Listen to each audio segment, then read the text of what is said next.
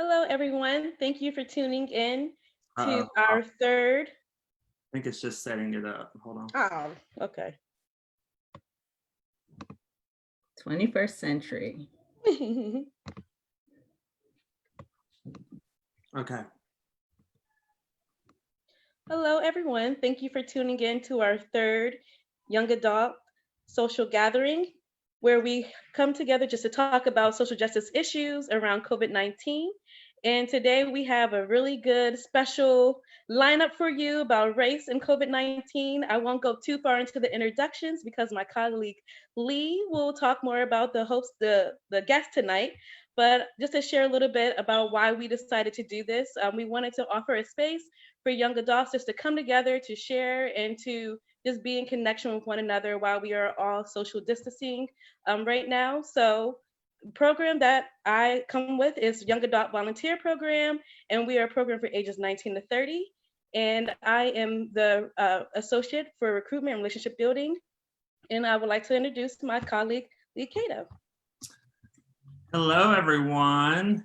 I hope everyone's having a good evening. My name is Lee Cato. I am the managing editor of Unbound, and I am the associate for Young Adult Social Witness for the Advisory Committee for Social Witness Policy. And that is a long title. Yes, we are really happy you are here, and we are really happy to introduce our guest for this evening, Denise Anderson, who is the coordinator for racial and intercultural justice for the Presbyterian Church USA. And Denise, it is so great for you to be here with us. It's good to be here. Thank you for the invitation, letting the auntie crash the young adult chat. Appreciate that. You're still young in Presby eyes. Yeah, well, that's not hard. Really good to have you here with us. And so, yeah, tonight we are going to be talking about we're going to be talking about the intersections of race and COVID-19 with Denise. And I'm going to let Denise kind of talk a little bit, and then we'll go from there. Does that sound all right? Sounds good. Well, thanks again for the invitation to be with you this evening. As was mentioned, my name is Denise Anderson. I am the coordinator for racial and intercultural justice, and I do that as a cross partnership between two ministry areas in the Presbyterian Mission Agency. That's more words. We don't need all of those words, talk about long titles. But the huge focus of my position is to move the church forward toward racial justice, and we do that via advocacy and education. Education is a huge component of my job, and I have the privilege, the task, the responsibility of going throughout the church and promoting our anti-racism stances, our policies, and also doing anti-racism education with congregations, with presbyteries, with synods. And in the age of social distancing, I get to do a lot of that virtually, which is what we're doing here tonight. And I really appreciate this opportunity to talk about the intersections of the COVID-19 pandemic and racism. I want to shout out Emily Brewer of Presbyterian Peace Fellowship, who really wrote something so poignant some time ago when all of this was first starting. This really is an apocalypse, and an apocalypse really just means an unveiling. And what we're seeing playing out is an unveiling of systems that have existed for many, many years, systems upon which our nation was built, but systems that for most people in the majority culture were always able to go in the undercurrent, and now they're being exposed. And, you know, as you may know, we have this Matthew 25 invitation where we are encouraging the church toward building congregational vitality, dismantling systemic poverty, and eradicating structural racism.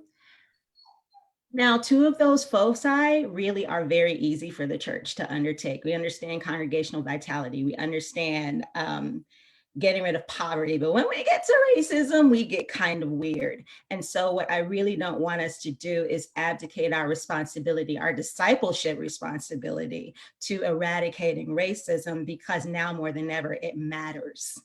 Mm. And Denise, I'm wondering for everybody listening right now and watching, just how we are seeing this play out, and this unveiling, as you said, like what is it unveiling for people who may not really see it right now in our context? Yeah. Right. So the first manifestation of our ugliness, I will say, as it relates to this pandemic, really came in the form of an uptick. And I say uptick because it never really went anywhere. In the form of an uptick of anti-Asian racism and anti-Asian sentiment and hate crimes. We all know that the outbreak originated in Wuhan province of China, and then from there spread throughout the world. So for many nativists and anti-immigration folks, that was a prime opportunity to say, hey, it's the Chinese's fault. Or more broadly, because Americans are so great at parsing out ethnic groups, it's more broadly Asian people's fault. And so we saw an uptick in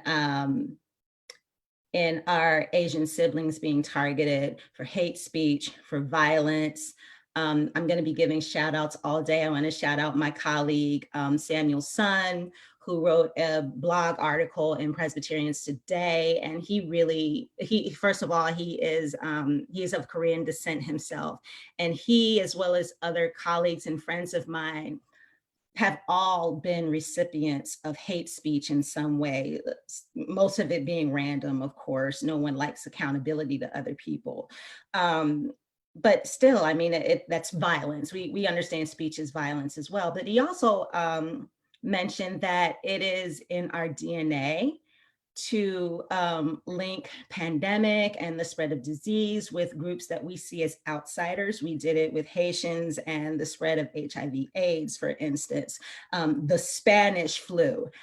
How do you have a flu that has, or a virus that has a nationality? I don't know, but we likened that pandemic with an ethnic group, and this is nothing new for our Asian for our Asian siblings. So that was the first manifestation. Later on, as the contagion picks up speed and we see this really exponential growth in cases, we then start to see the profundity with which Black and Brown people are disproportionately impacted by this disease. We see in many cases Black and Brown people being 4 times more likely to perish as a result of being infected. Now, why is that? So a lot of it does have to do with comorbidities. Comorbidities being those underlying conditions that they tell you really make you susceptible to death as a result of being infected. Comorbidities such as high blood pressure, diabetes. But why do those comorbidities exist? Then you have to think very seriously about access to healthcare, access to nutrition, access to clean air, neighborhoods with clean land, clean air, clean water. That access has been historically kept from Black and Brown people, but we're seeing that access to these things really does exacerbate the situation with regard to COVID-19. It really does make it even harder for one to come out of this thing on the other side. And then you also have the reality that so many Black and Brown people are considered frontline workers. Mm. They're considered essential in this climate. By the way, we're realizing that the people who flip your burgers, for instance, really are essential. Right. The people who set out your produce in the supermarket, if you have access to a supermarket, really are essential. And yet they're among the lowest paying workers in the workforce. And they also happen to be Black and Brown. Mm. Oh, also, you have the prison population, which is proportionately comprised of Black and Brown people. And we see it now decimating and deeply impacting prison populations. We see how it is impacting Indigenous communities. The Navajo Nation now has a mortality rate that is greater than 13 states combined. And when you consider for a moment how overcrowded reservations are, when you consider the lack of clean water that exists among Indigenous populations, when you consider all of these things, all of this lack of access, that really does keep you from basically life, liberty, and pursuit of happiness, that's all magnified when you have a global pandemic, because you are the first to be impacted and the most deeply impacted. Mm. Denise, you hit on something that I kind of want you to elaborate a little bit more on. Can you discuss a little bit about the implicit bias that goes into Black and Brown people going to the hospitals or going now? We have an ordinance, they debated back and forth about wearing the mask, not wearing the mask, wearing the mask, wearing the mask. Can you share a little bit about your thoughts and feelings or studies that you found or statistics in previous work that you've done around race and intersectionality? So here's what we know.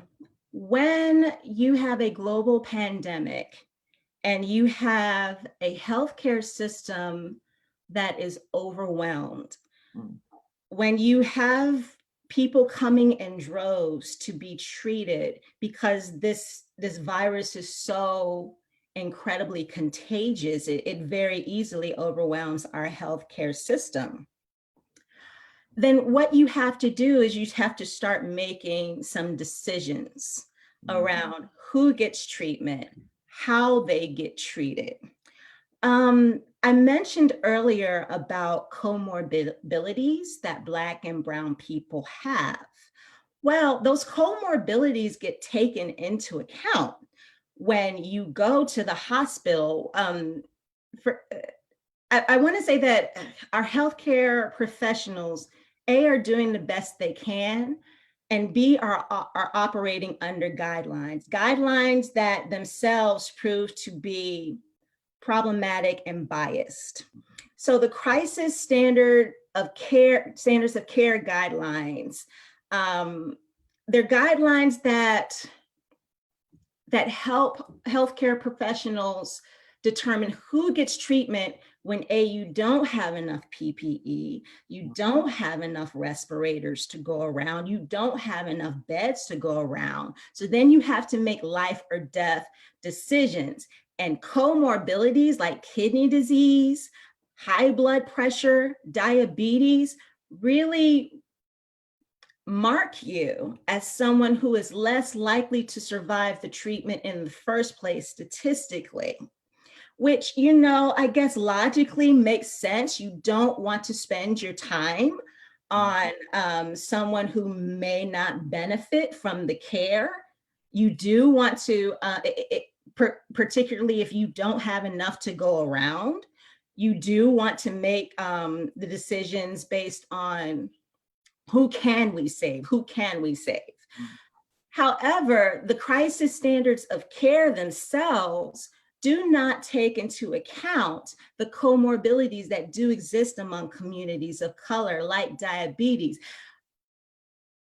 People who live in communities where the rate of diabetes are prevalent, that's an environmental concern. That is not a personal failing. That really does indicate a lack of access to proper nutrition, proper health care, etc. These are things that are showing up in the way that we even treat people in the midst of the pandemic. Mm. So if my comorbidity really is relative to my experience as a Black person in the United States, someone who in many cases is 40% more likely to have high blood pressure, for instance, then I'm already coming into this pandemic at a disadvantage. And so it's no wonder that more of us are ending up in morgues in the midst of this, because once again, and by the way, these disparities have always existed. They're again just magnified by this pandemic. Once again, I'm getting the short end of the stick in healthcare. Yeah, and our all of our colleagues, probably Emma Lockridge, writes and speaks a lot about environmental justice, and in that piece as well, being from Detroit, being in a space where they are surrounded by factories and chemical plants and things of that nature. And in Louisville, I mean, we see it there, and even in, I mean, that is entering into the conversation too about, and she wrote for Unbound and said she already had masks because she had to wear them because of the pollutants in the air. And her community is a community of color, and that is her experience right now. And this is a upper respiratory infection. This is a respiratory disease.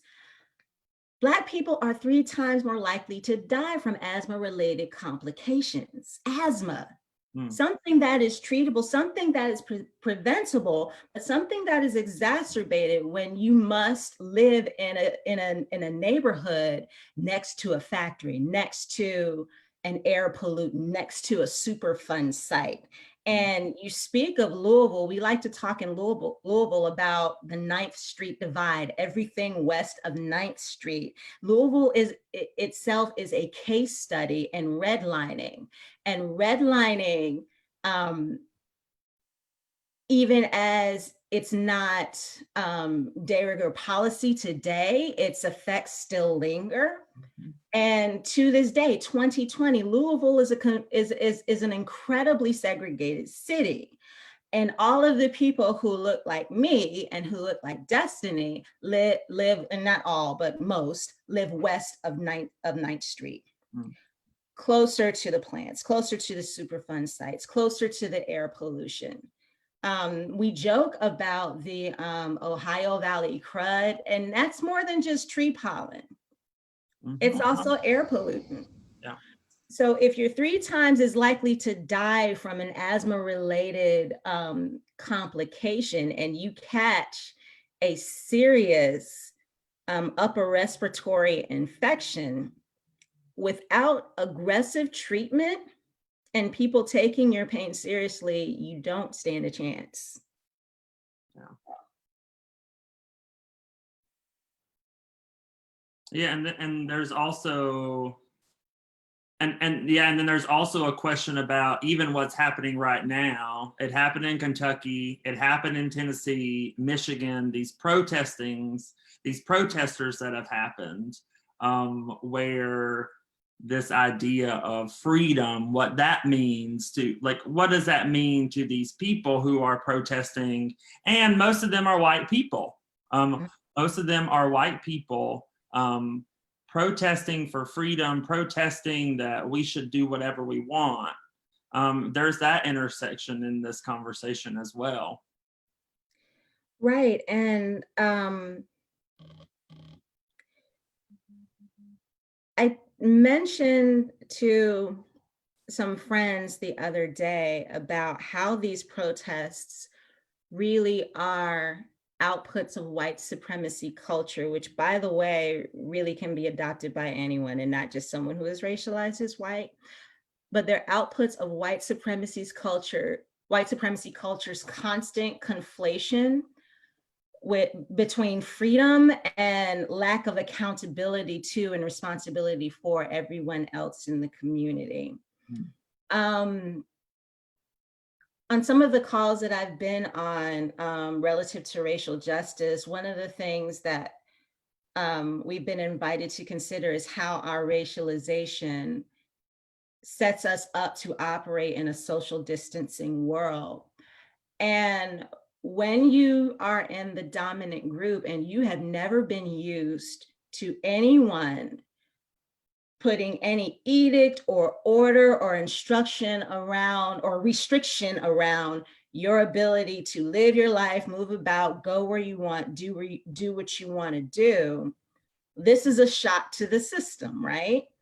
But for Black folks, for brown folks, for Asian siblings, for indigenous siblings, we have always had to walk in this world in a very circumspect way, where we have to be mindful of and in many cases even predict how we are going to be received in any given space.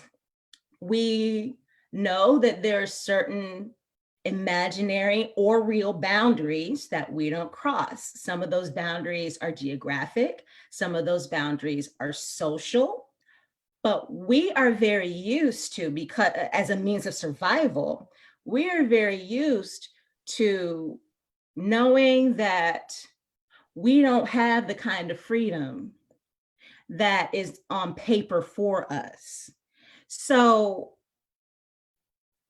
we get it in a large sense, but you also see very much in these protests these vestiges of hostility toward a society that includes everyone. Because this is not something that is meant to punish. It's something that is meant to preserve. And there's some hostility toward that. Moreover, it's exposing for us how much we value mammon, how much we put profits over people. And what I often tell people in anti-racism education is that race is a function of economics. It was created, it was designed to uphold an economic system in which you could render human beings as chattel and make money off of them, because money has always, for many of us, been God. And so when something challenges that, it taps into that same sinful propensity, that same ugliness as all of the other injustices that we're so married to.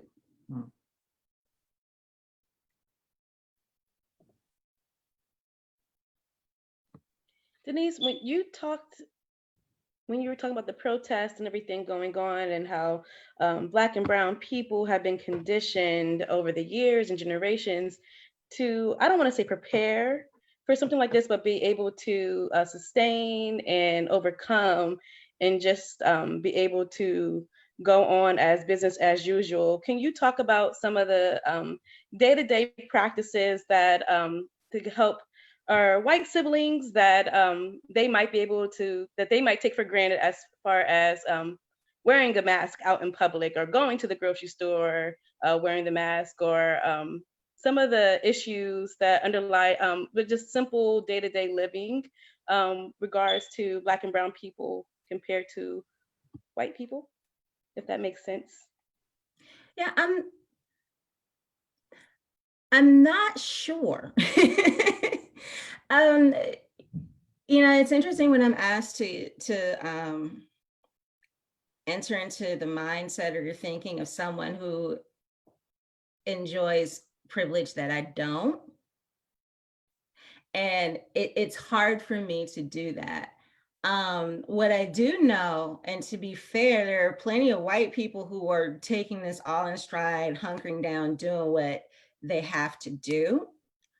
What I also know, however, is that that angst that we're seeing play out at state houses is not at all unrelated Mhm. to angst around immigration, rights for people who are darker, et cetera, et cetera. It's not at all unrelated. What I do invite white siblings to do is to take this time um, in these days where everything is restricted. And remember this once we come out on the other side of this, if we do ever come out on the other side of this, because for so many of us, this ain't nothing new. This is what we've been telling you all along. These are not unlike the restrictions that many of us experience in our daily lives and have been since our birth, since our baptisms. So what then would your response be to that kind of structural and systemic restriction that you've never had to experience, but maybe now you're starting to think a little more deeply about as you're experiencing something different? I don't really know. I have no tips because these times are new for all of us. What I do know is that an unfortunate output of being in the margins is this weird ability to navigate this. Mhm.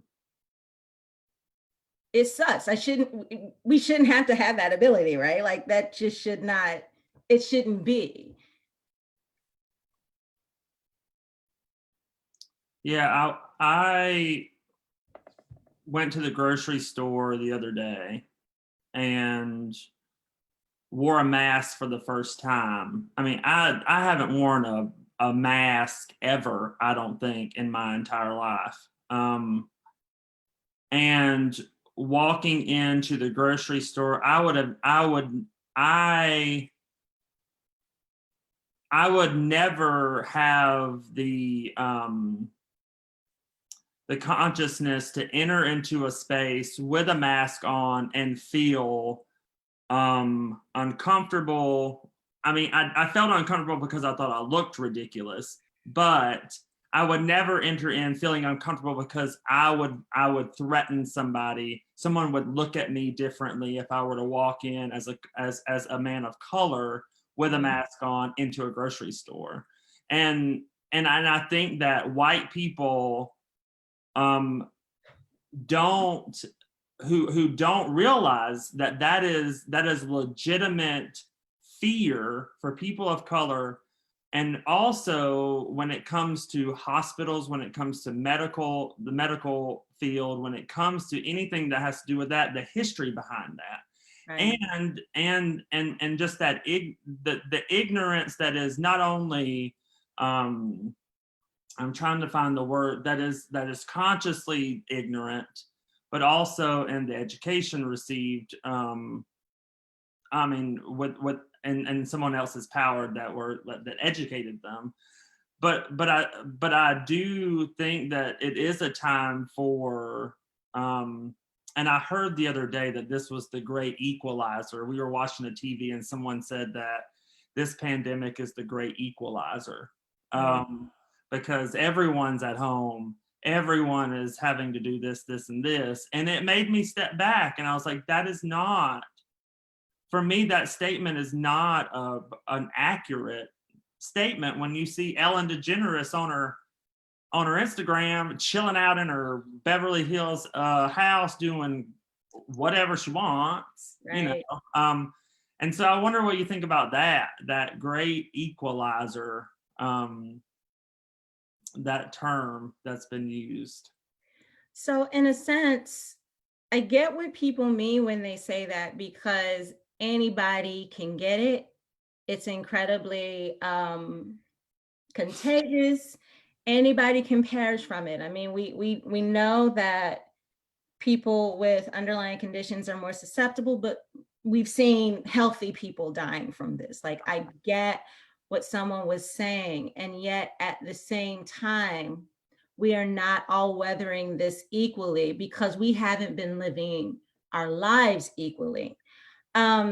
Speaking of what it means for a Black person to wear a mask out in public, um, and that is indeed a very real concern, because as I talked about earlier, you're socialized to walk through this world circumspectly and try your best to prognosticate or predict what people's reactions are going to be to you. There's a great book about this, Whistling Vivaldi.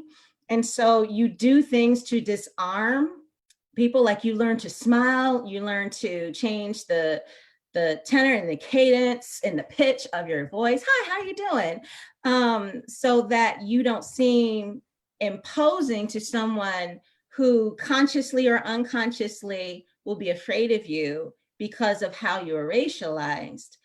Well, wearing a mask for many of us brings up this fear of how we're perceived. How are we perceived when you can't really make out our facial expressions? You only see that we're Black.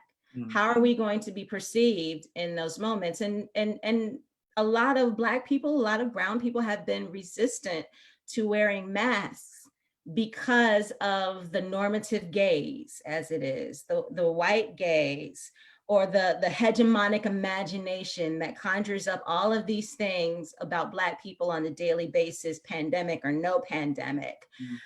But then the output of that is that we're not protecting each other in not wearing those masks. And furthermore, for those who don't really take this seriously because they're used to freedom, right? And I'm talking about folks in the dominant culture. I'm talking about white folks going to grocery stores and not wearing a mask, because a mask really is to protect your neighbor from you. It's to keep your droplets from getting on them so that they are not infected with whatever you got.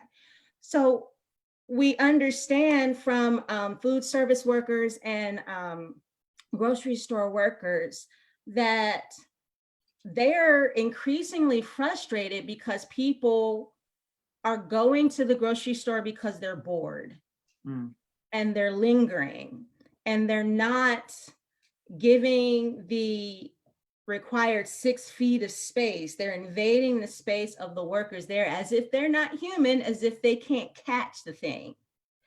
And more and more our food workers, grocery store workers are being put in positions where they're more susceptible to catching COVID-19, and they're dying at increased rates because we who are used to freedom are bored and we want to get out of the house. And the grocery store is one of the few places we can go right now. And as I said, these low-wage jobs are more likely to be held by Black, brown people, people of color. For the church, I really want us to push this narrative of protecting each other, because that really has been the focus of my work anyway. I want this church to protect me, just like I protect it. I want this church to go to bat for me, to consider me. One of the things that we really need to impress upon our folks in these times is the necessity of protecting each other now more than ever, because so much of what we're inclined to do puts people who are already marginalized in increased danger. And we're not thinking about it because we're not socialized to think about it. Thank you, Denise. Yeah, you touched upon the church, and that was actually going to be like my next question. What is our theology mandate says? Like, what is our duty as Christians, not only around race and social justice, but how we're supposed to be good neighbors and siblings around this pandemic for COVID-19? Can you elaborate a little bit more on that? Sure. So the Presbyterian Church has the gift of having a robust anti-racism policy that talks about racism as our responsibility as disciples of Jesus Christ. I want to name a very recent ancestor, the Reverend Dr. Gayrard Wilmore, who for years pushed that narrative in our predecessor denomination, even when it wasn't popular. But once it became popular, once we started paying attention in the days of the Black Manifesto, once we started availing ourselves to the work, once we started creating and adopting confessions on what our responsibility is, you would still think that we were farther along as a denomination than we are in doing this work. Too many of us enter into it timidly or not at all, because we don't have to. The Presbyterian Church USA is 90% white. And if you're white, you do not have to ever consider the implications of this pandemic or socioeconomic policies or political policies on communities of color. You just don't have to think about those things. And so what we do in the Office of Racial and Intercultural Justice is make the church do that, push the church to do that, open the church's eyes to the ways in which we're socialized to forget about each other. We really are, unfortunately. But we don't have to be. We've been doing this Matthew 25 invitation, this Matthew 25 vision.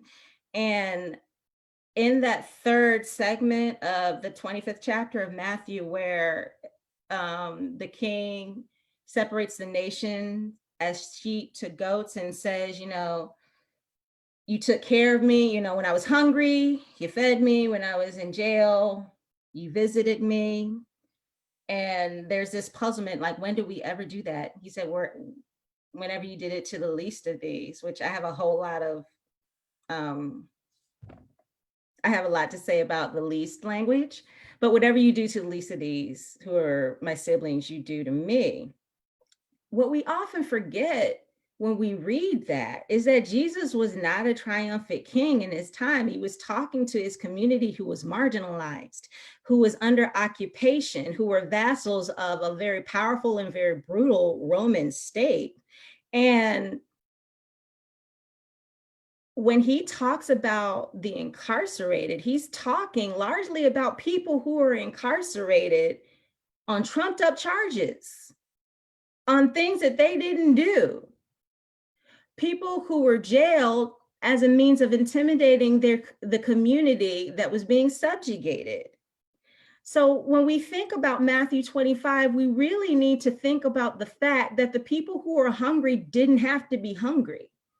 The people who were thirsty and naked didn't have to be thirsty or naked. The jail did not have to be incarcerated. These were conditions that were created by other human beings. And you attending to that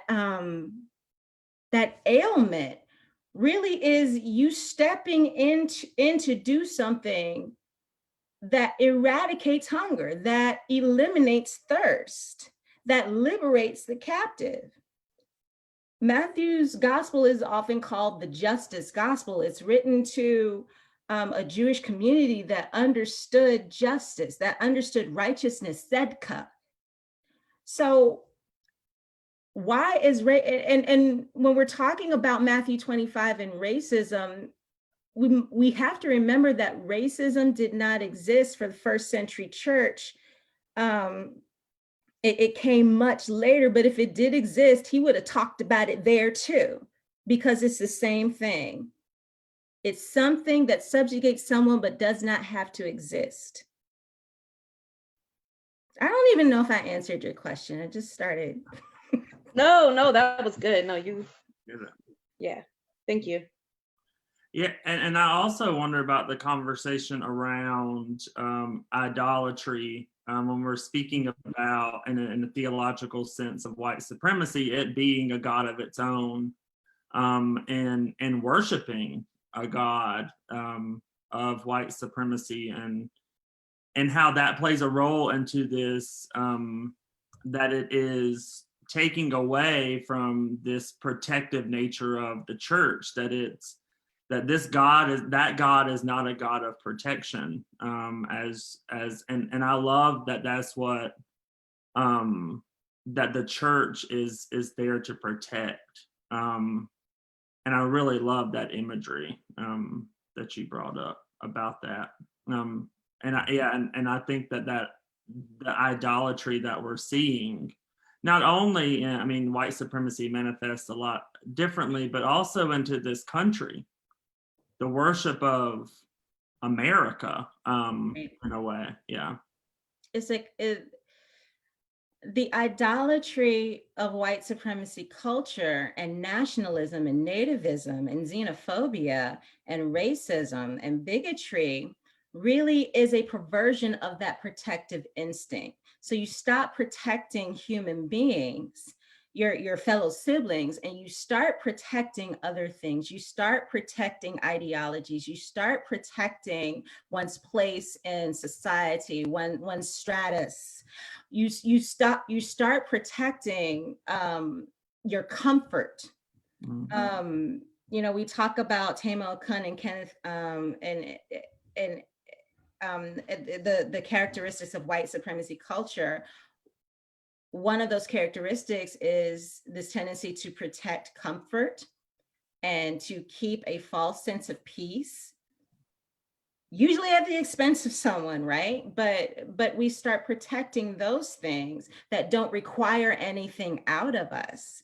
But protection of other human beings really will cost us something. It will require something of us. And we're feeling that now very palpably in the fact that many of us don't know when we'll see a paycheck again. Like, this sucks. But also what we're not talking about in a sense of protection that's not perverted as it is at state houses in these demonstrations would be asking instead, why do we have an economic system that is so fragile that something out of our control can come and wipe it all away, and suddenly we're all in danger of going hungry and losing our homes? That kind of protection would get us to the heart of what God wants for humanity. But instead, if we're trying to protect what we've enjoyed all along so that we don't ever have to get used to new paradigms, we will never be who God intended for us to be. And that's at the heart of why I do anti-racism work in the church, because I am very interested in us seeing us become who we were created to become. And racism keeps us from that. It's very simple for me. It is simple discipleship for me.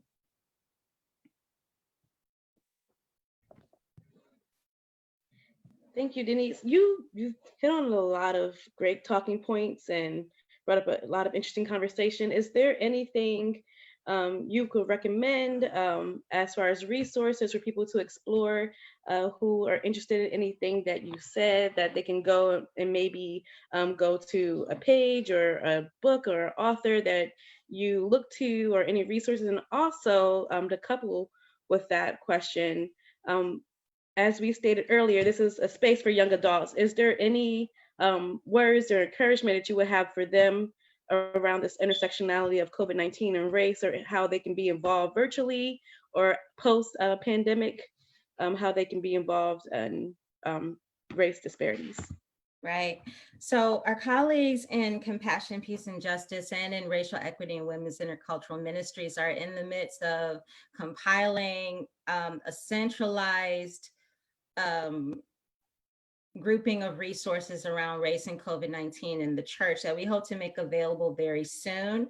I also really encourage everyone to touch base with the Office of Public Witness, our Washington office, who has put out a call, and I really want you to join that call, to put pressure on the CDC to release infection statistics by race so that we see empirically the impact of this pandemic and our response to the pandemic on communities of color. I highly recommend that. I am super grateful for the folks at the Southern Poverty Law Center who on their website, and it's splcenter.org, on their hate watch, they are still keeping themselves and us apprised of what is going on in terms of hate crimes related to COVID-19, the disparate impact on communities of color that continues to persist. Let's see what else. That's probably enough for right now. Yeah, you read an awful lot. Yeah, That would definitely keep people engaged during this free time. But as for young adults, understanding these intersections, I mean, I get that there is not our hands are largely tied to do a lot of things right now. We're all trying to navigate this paradigm that really keeps us from doing everything that comes natural to us in the midst of a crisis, right? We want to pour out into the streets.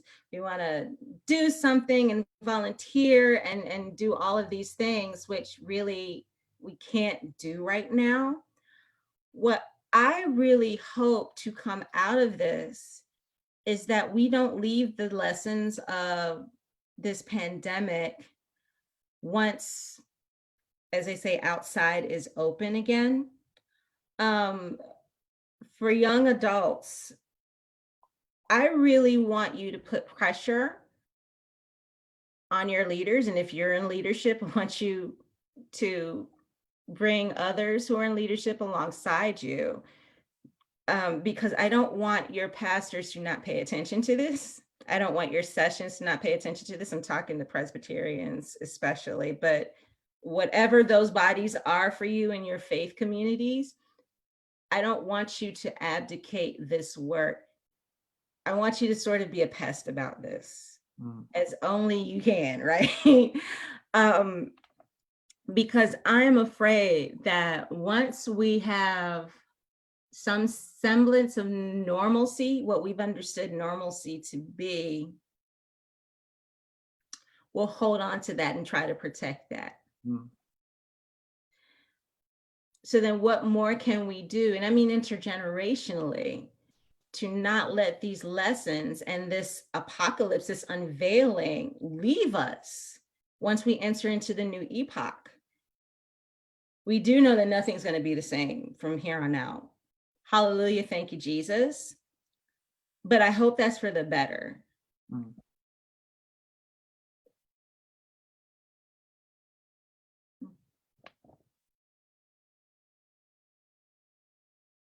Just sit with that. Yeah. Because I don't have any illusions about what young people are able and willing to do. I hear a lot of people, my senior, who love to talk about how, well, we just need to let these older, less progressive generations die off. And I'm telling you, the young folks will make it all better once they come around. They really will. And that is such a cop-out because it absolves you of responsibility for doing anything about what you clearly see to be wrong right here, right now, right where you are. And one thing that we know is that young people are still being radicalized and recruited into lifestyles and ideologies that uphold this old guard and that push this nativist narrative, this xenophobic narrative, this racist narrative. Young people are being reached by that message. So the young people need to be nurtured in a new way, and they need to co-mentor each other in a new way. We all need to do that intra and intergenerationally. We all need to understand that as our work to do. because it's not going to end with one generation dying off. If that were the case, we wouldn't be dealing with it now. Right. We're still talking about it the same ways that we're still talking about sin. Sin has, it is sin. And sin has been with us since we got here, right? So we're going to keep talking about it. We're going to keep wrestling with it. We're going to keep adapting to how it shows up, because it never shows up in the same ways that it did in previous generations, for instance. No, you don't see colored water fountains and white water fountains. It shows up in redlining. It shows up in adultification. It shows up in disparate discipline in public school systems and private school systems, independent school systems, all school systems. That's how it's showing up now. So how are we showing up in the midst of COVID-19? How are we showing up? Yeah, I'm reading a book now called American War, and it is set in the far future, well, not too far future, like 2072 or something like that. And the South, I think it's Alabama, Georgia, Mississippi, South Carolina, where I'm from, has seceded from the Union.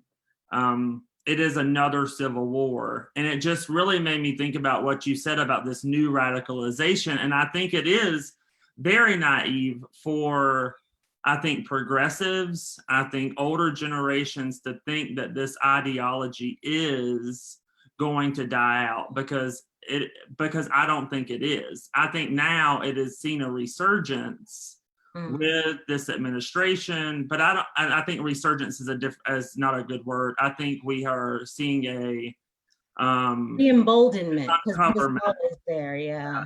always been there. And so I do hope that that is being taken seriously right now, is that just because we're young, I see my nephews right now growing up very similarly than I do. And not saying that they would be raised in that way, but I see the vulnerability, and I see the way that minds can be molded. And I don't, and I hope that we would not be that naive, that this ideology is going to just die out. Yeah. It's also not fair to you Mm. and the people who are coming up behind you, like your nephews. It's just not fair to you to expect for you or anyone younger than you to correct all of the mistakes that generations before you made. It's not fair and not realistic, for one thing, but not fair, period. And so my hope is that we would be led by you, as you are the ones who develop the language and the frameworks for us to understand this world, that we would hear you. And I know that doesn't always happen, unfortunately, but we can't just look to you to do it and not be led by your leadership. Yeah. I don't think that's fair.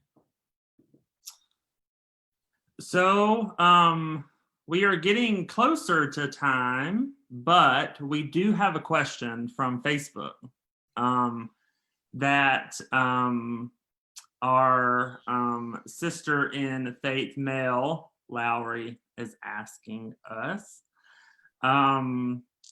Many are following into conspiracy theories and radical changes in politics, especially people of color. The old narrative sustained us, but isolated so many. How do we 35 plus bridge and heal so we can work with the under 30s to understand and make strategic moves that will move us forward? You know, the big divide that I see between those two age groups is that one grew up with a framework that kept them safe and another is coming up, realizing that that framework hasn't always been effective for us because we are still in these situations. We are still disproportionately represented in these death rates in the midst of this pandemic. And so what then do you do? How do you respond to that? How do you live this way? And what I'm really hoping, and maybe I'm just putting it all on this pandemic, is that we can use these times as a springboard to some deeper conversations. Like, okay, y'all, the old ways have not been working. There's still some things that we're wrestling with here. How then do we respond to it? I always believe that it has to be shouldered by the people who have the most power in any given situation, which means we who are over 35 are going to have to take a step back and be led and co-lead with our siblings who are younger than us. I really do think that that onus is on us right now. I also would hope that younger generations would understand that the fight looked different for their elders. It looked different for the people who came before them, but it doesn't mean that they didn't fight. So what lessons can we learn from each other is what I'm really hoping that we can get to. I know it's possible to, because I very much benefit from the wisdom of people who are both my senior and my junior. So I know that we can develop an intergenerational approach to this. I'm just hoping to see it happen. Yeah, Denise, I think you're onto something when you say about the intra and the intergenerational approach. As you were saying, you learned from your seniors and your juniors. It needs to be intentional, but also not divisive in a way. We always go into it having intergenerational conversation to get something out of it instead of it being organic and just really trying to nurture and grow and live amongst one another as siblings in Christ. It always has to be something that each one of us gets out of it instead of just building strong relationships. So what I'm hearing from you, at least my interpretation and my prayer for after this pandemic, is that we can start to move in one accord as the body of Christ, start to move in accord as like what the church was manifested to be, multi-generational, multi-ethnic, racial ethnic, everything, just all inclusive, not just to get something out of a certain body or demographic just to check off a check mark or to use their resources. We need to start being intentional, having genuine conversation with one another. And to your point, the thing that we're usually looking to get out of each other is the perpetuation of our institutions and our ways of life and the things that cocoon us and hold us. And what I see as an opportunity in the midst of all of this is us looking at what we've thought was important for so long and realizing what really is.